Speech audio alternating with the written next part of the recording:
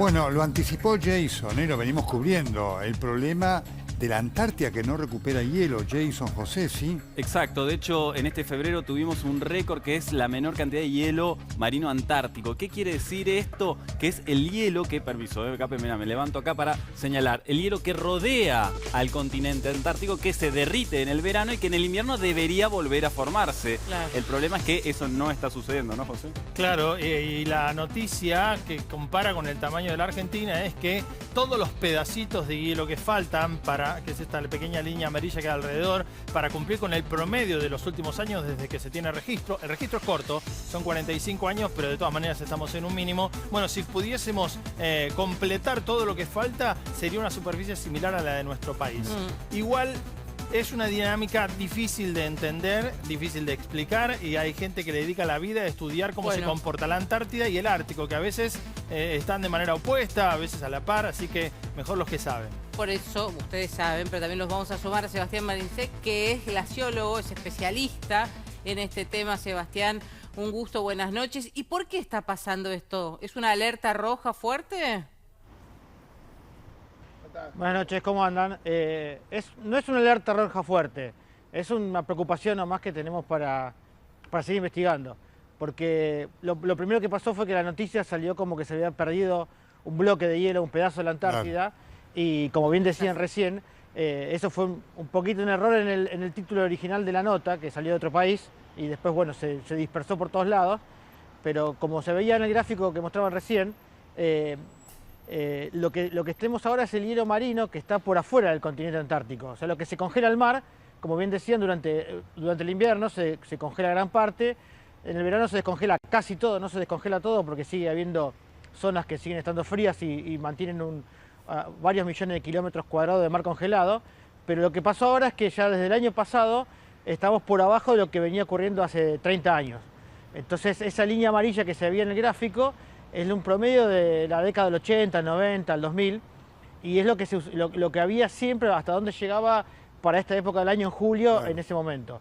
Y ahora resulta que el año pasado no ocurrió eso y ahora está menor extensión que el año pasado. Entonces trae una preocupación. Sebastián, ¿eso es reversible o no? Bueno, el proceso de que todos los años el mar congelado se descongela y vuelve a congelarse, es un cíclico de todos los años por la temperatura. Ahora, ¿qué puede pasar? Que esto no vuelva a los niveles de las décadas anteriores, porque esto ocurrió porque subió la temperatura del aire que circunda toda la Antártida, o por la temperatura de los océanos, o un poco la salinidad que tiene también y que cambia el agua donde está flotando. O sea, el mar congelado está flotando en el agua y se congela muy poco de profundidad.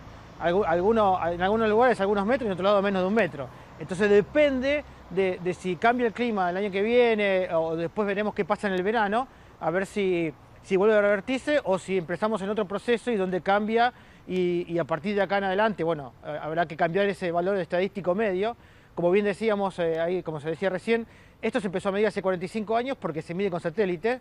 Al principio del año 1900 no había satélites, entonces no sabemos dónde estaba el hilo marino. Claro. Hay registros históricos de millones de años que cambia, registros hasta 1 millón de años de clima, donde la Antártida estuvo mucho más cálida que ahora y en otros momentos mucho más fría. Sebastián, entonces, en algún momento estamos en el intermedio. Claro, claro. ¿Y se hacen proyecciones de cuáles podrían ser las consecuencias? Digo, ¿cómo cambian el panorama, no solamente de lo que está en la Antártida, sino eventualmente cómo nos puede afectar a los que vivimos acá en Argentina?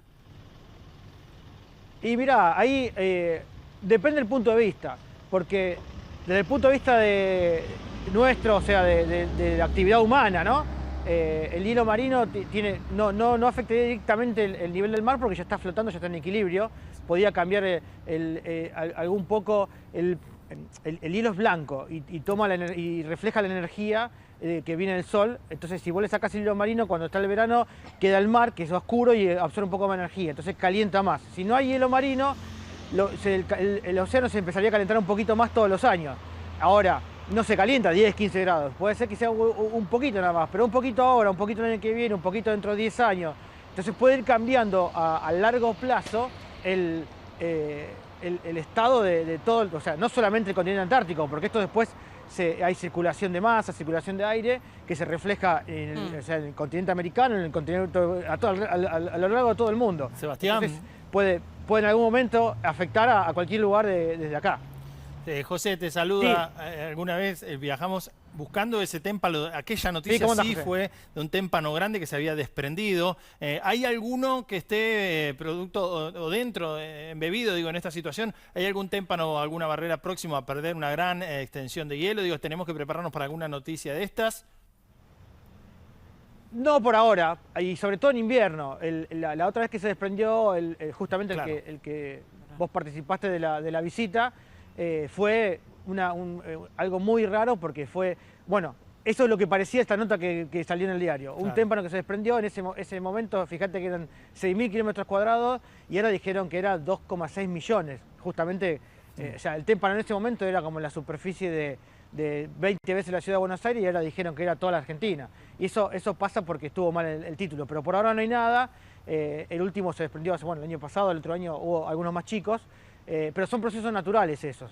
Y esto del mar congelado también es una parte natural que, bueno, hay que ver si en realidad cambió, y a partir del año que viene vemos que no se recupera o en realidad sigue subiendo. Porque hoy, por ejemplo, hay una cantidad de hielo marino mayor que la de ayer. Claro. Alguna décima de millones de kilómetros cuadrados. Mirá, Sebastián, es como de que hecho, va un poquito más lento. De hecho, ahora de lo que tenemos estaba antes. el gráfico que nos va a permitir un poco representar esto que vos decías, ¿no? En líneas de colores, los últimos años que se tienen registros. 40 años. Sí, desde el 80 hasta acá. Y está medio mezclado. Sí. Hay años en los que hubo gran cantidad de hielo, pero los especialistas hablaban de un espesor más pequeño. Pero fíjense la línea roja, que es donde estamos ahora. Y a este último ascenso, de los últimos días, eso es a lo que se refiere Sebastián. Pero fíjense que estamos dentro de, para este registro que tenemos, un valor mínimo. A eso es ahí lo que, Claro, hay que fíjate tenerle. que yo Sí. me imagino cuál es el gráfico, pero si ves esa curva roja Sí, sube. y la corres un poquito hacia la izquierda, vas a ver que coincide con la otra forma. Es como que viene un poquito retrasado en el tiempo. Claro. Hay que ver hasta dónde llega y ver qué pasa en el verano. Bien. Y después, bueno, el gráfico ese que vos estás mostrando empieza en el verano de este año y sigue hasta fin de año. Exacto. Lo que pasa que entre todas esas líneas que vos ves ahí, el año pasado está una banda que sería la equivalente a la amarilla anterior, Sí. y después está la del año pasado, que ya fue más baja. Y este año seguimos más bajo todavía. Claro. Pero el 2021 y el 2020 estuvo por arriba del promedio. Entonces es algo que pasó en estos últimos 2 años. Exacto. Y bueno, habría que ver si es un Hay efecto que es estudiarlo local, o sea, más de a estos largo 2 plazo. años. Sebastián, Y lamentablemente es cuestión de tiempo esto. Claro. te queremos agradecer y obviamente es bueno conocer, porque si no uno ya empieza al cine de catástrofe. Pero distópico. total, qué importante es hablar con Sí, especialistas, ¿no? Es importante el sentido, se va a inundar todo, si eso se congela, chocará contra el continente. Entonces todas esas teorías conspirativas que a veces nos asustamos. Gracias. Muy bien, la importancia de hablar con los que saben. Ahora vamos a dar la vuelta al mundo. Gracias, José.